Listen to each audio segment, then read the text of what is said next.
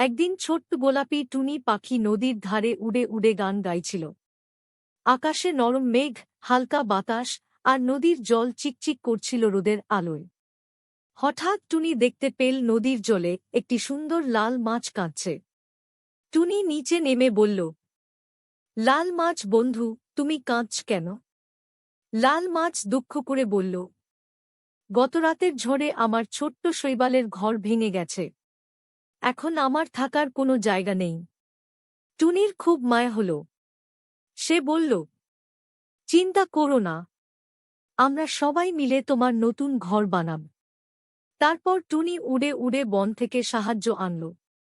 কাঠবিড়ালি ছোট পাথর আনল, কচ্ছপ শামুকের খোলস আনল, আর ব্যাঙ নদীর তলা থেকে নরম শৈবাল তুলে আনল।